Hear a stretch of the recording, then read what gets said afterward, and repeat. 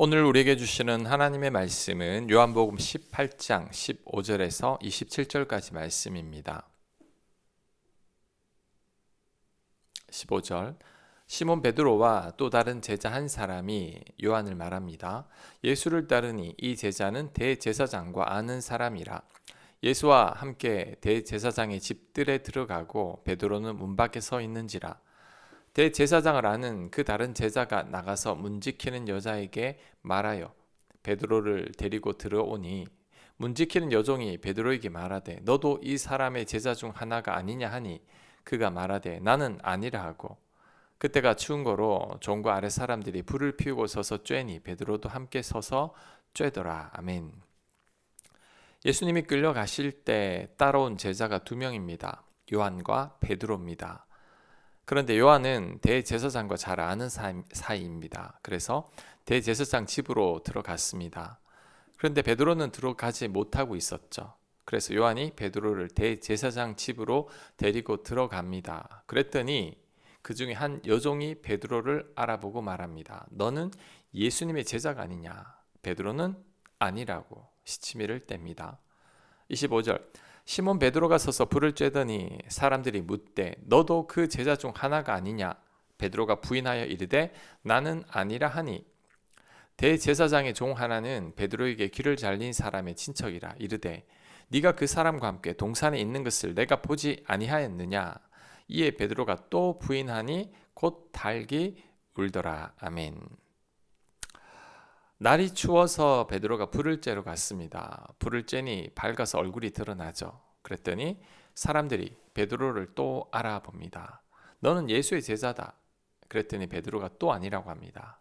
그런데 그 중에 마침 조금 전에 베드로가 귀를 베어버린 말고라는 사람의 친척이 있었습니다. 그 사람이 베드로를 분명하게 알아봅니다. 네가 예수와 함께 동산에 있지 않았느냐? 내가 봤다.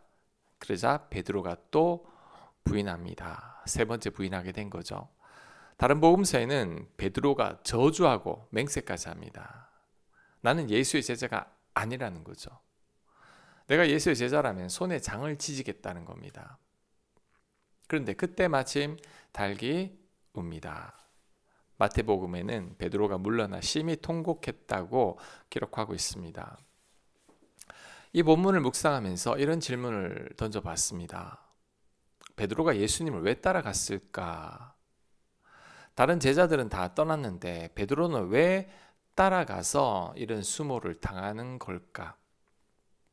몇 가지 이유가 있겠지만 가장 큰 이유는 자존심 때문일 겁니다. 예수님은 베드로가 닭 울기 전에 3번 부인한다고 했지만 베드로는 절대 아니라고 장담했죠. 그러니 예수님 말씀대로 되지 않음을 증명하고 싶었을 것입니다. 결국 내키지 않았지만 멀찍이 따라간 거죠.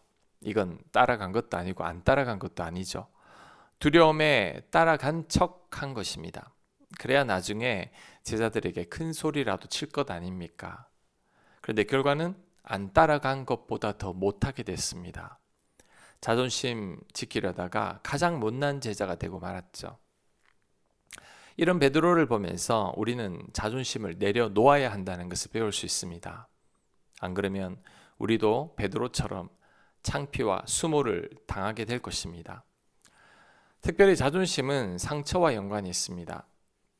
자존심이 강하다는 말은 상처가 많다는 것입니다. 그런데 자신의 상처를 누가 드러내고 싶어 하겠습니까?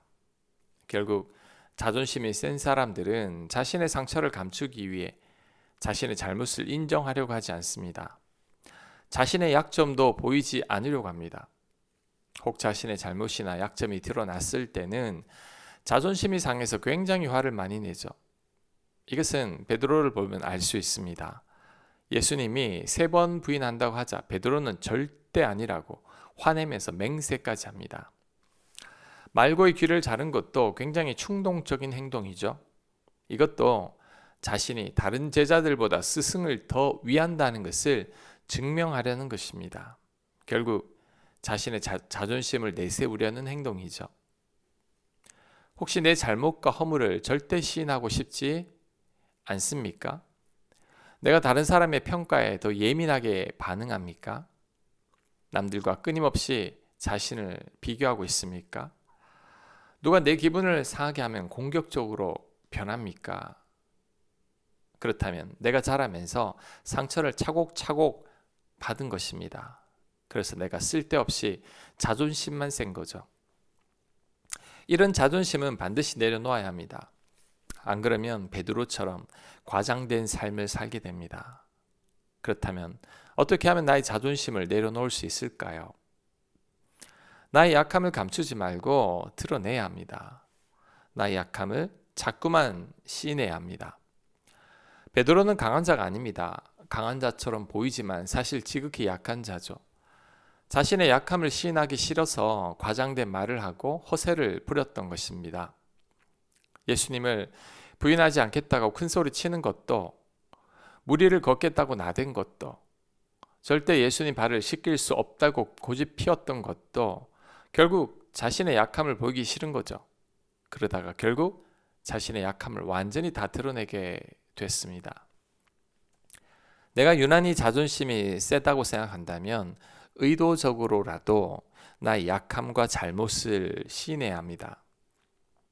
감추지 말아야 합니다. 강한 척하지 말고 자신의 약점을 솔직하게 고백해야 합니다.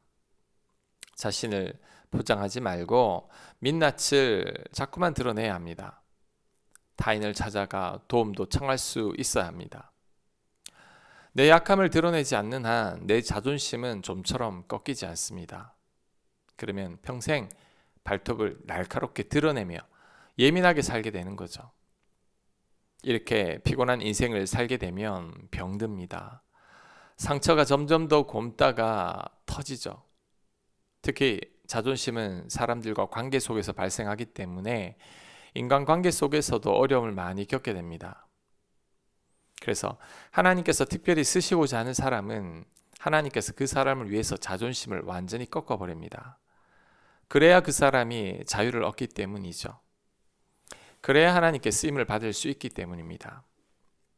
베드로는 자신의 약함을 드러내기 싫었습니다. 못난 자존심으로 똘똘 뭉쳐 있었죠. 이런 베드로를 하나님은 완전히 꺾어버렸습니다. 그의 자존심을 완전히 짓밟아 뭉개버렸죠. 너무 잔인한 것 같지만 그렇지 않습니다. 이래야지 베드로가 숨을 쉴 수 있고 온전해집니다. 드디어 사람 구실하게 되는 거죠.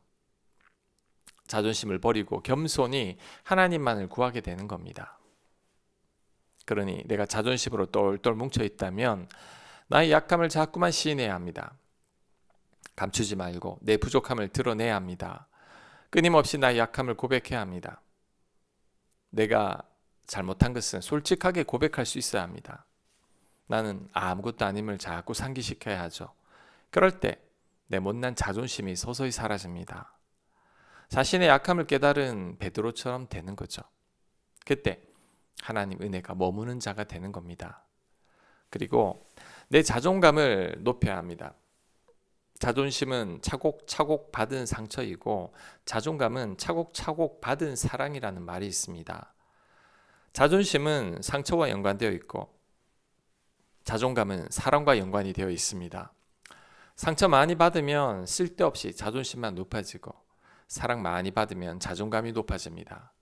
그래서 내 자존감이 높아지면 내 못난 자존심은 저절로 사라지게 되죠. 그렇다면 사랑을 많이 받아본 경험이 없는 상처받은 자들은 어떻게 해야 할까요? 사랑을 많이 경험하면 됩니다. 제일 좋은 건 예수님의 십자가죠. 예수님의 십자가에 사랑이 듬뿍 담겨 있습니다. 예수님은 나를 사랑하사 나를 위하여 죽으셨죠. 예수님은 나를 사랑하셨기에 내 대신 내 죄값을 다 치르셨죠. 나를 살리려고 십자가에서 그 고통을 당하신 것입니다. 나를 사랑하사 지극히 높은 보좌를 버리시고 이 땅에 오셔서 나를 위해 죽으셨죠. 나를 죽기까지 할 정도로 사랑하셨습니다. 이 사랑을 깨달으면 됩니다. 이 놀라운 사랑만 제대로 깨달아도 자존감은 살아납니다. 누가 내 자존심을 꺾어도 개의치 않습니다. 남들이 나를 어떻게 평가하는지에 초연해집니다. 내가 얼마나 사랑스러운 존재인지를 이미 알았기 때문이죠. 내 자존심이 세다면, 내 자존감이 낮다면 매일매일 십자가를 깊이 묵상해야 합니다. 나를 사랑하신 하나님을 깊이 묵상해야 합니다.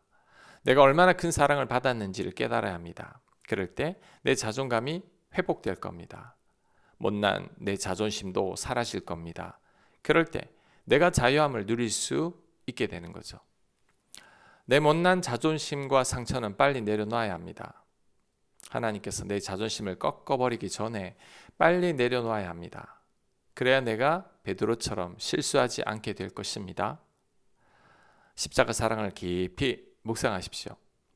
내가 완전한 사랑을 받고 있음을 깨달아야 합니다. 이 진리를 알 때 진정한 자유함을 누리게 될 겁니다. 특별히 오늘부터 사순절이 시작되죠. 사순절 기간 동안 예수님의 십자가를 깊이 묵상함으로 내가 얼마나 귀한 존재인지를 깨닫길 바랍니다. 그래서 내 자존감은 높아지고 내 쓸데없는 자존심은 다 소멸해 버리기를 소망해 봅니다. 아멘. 기도합니다. 하나님, 나의 쓸데없는 자존심은 꺾어주시고 예수님의 십자가 사랑을 깨달아 나의 자존감은 높여 주시옵소서. 예수님이